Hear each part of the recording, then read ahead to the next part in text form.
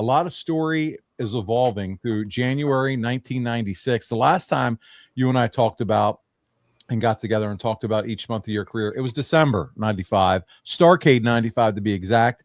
And Ric Flair walked out 12 times world champion. And let's be honest, we all saw it, a little help from you.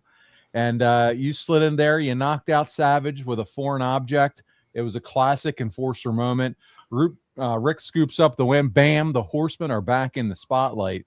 But here's the thing. While all that is going on, they had, as you remember, that World Cup of Wrestling with New Japan, 7 matches. And it's interesting, and again, as I read YouTube comments on that show, there were some of our fans, they absolutely loved that. I was sitting here on the show saying, I don't feel like I really knew who those folks were. If I wasn't reading magazines, I wasn't as super familiar with New Japan. But we have, and again, I know we have the hardcores of wrestling fans that really follow along and watch, but there were a lot of fans that said, hey, this was one of my favorite pay-per-views. But here was the issue. We get to Nitro, and it was like it never happened. The whole tournament just disappeared, results, and we started moving down the road. And you have said this before, you're not wild about tournament-style shows being on shows. And so I'm going to ask you, if you had to make it work, how would you have followed up? I mean, this thing was front and center, biggest stage, biggest show of the year for WCW, and then just poof, like that. It's gone. We're moving on to WCW storylines. Well, you could have done a package of the matches that they didn't get to see, compilation, and then maybe you had the champion decided on free TV the next night on that show. Yeah, there you go. For the World Cup, you mean, right? Sure. Yeah. Just Okay. hold off the final match to put it on free TV, and you get a payoff there, and you get a chance to put a package together that lets the people see what they'd missed. Yeah, for sure. Maybe. Yeah. You know what? And something to glue it together, something to give a little bit of consistency and story, or something to put a bow on it. But it was treated as much as just a kind of a one-off event, and then it was move on down the road. And so let's talk about what we moved into as we get into this, because there was some simmering tension underneath. You had 2 heel factions. You got the Dungeon of Doom and you have the Horsemen, but there's tension building between both you groups. You've got Brian Pillman. We're going to talk about him a little bit on this show, and I'm sure the next month or two as well, because he's running wild at this point, Arn. He's taking shots at everyone. It seems like these 2 factions are stepping on each other's toes.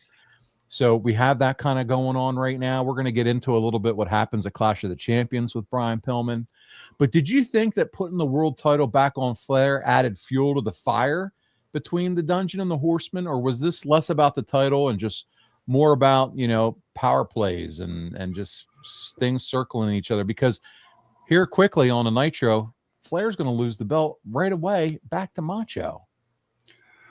Yeah, it depends on what you do after that, and you just pretty much let it out of the bag. You're going to do some flip-flopping there, right?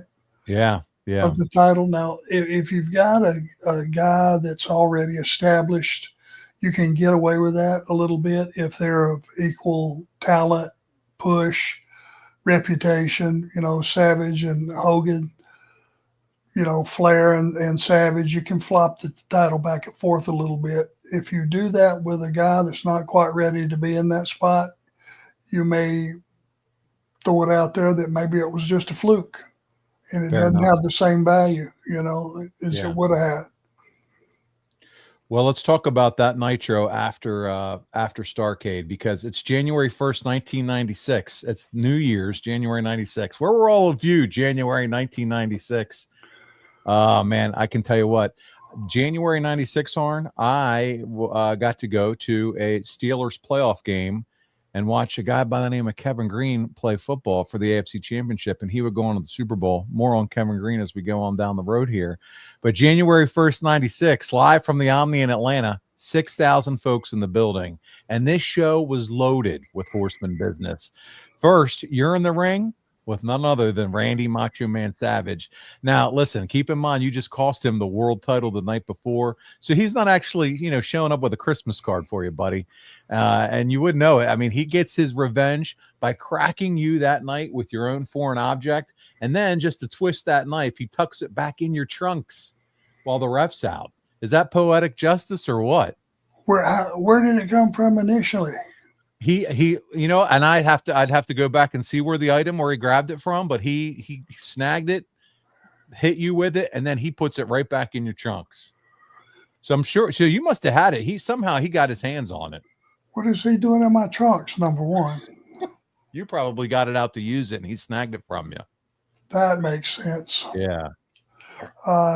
Well, I guess, you live by the sword, you die by the sword, but far be it from me to complain about somebody taking a liberty if it's got the world title, in the mix, in its history, or that night. That was just vengeance that night. It wasn't for a title. And maybe I had it coming. You'll always find that when I get my ass kicked, I've usually got it coming. Everybody's putting where they were in 96 in the chat. It's so much fun. But you and Randy have had some history. You remember, and you've talked about this on the show, his first WCW singles match was with you. Yeah. Talk about working with him overall, because he had that reputation of being a perfectionist. Did that clash with your style, or did it click? No, I'm fine with that. Randy was very businesslike, very straightforward, and he brought it. He would bring it in the ring. You had to, if you're going to keep up, you had to keep up with him. And I had a lot of respect for his work and for the character and what went into it. I mean, it was pretty intense, that's for sure.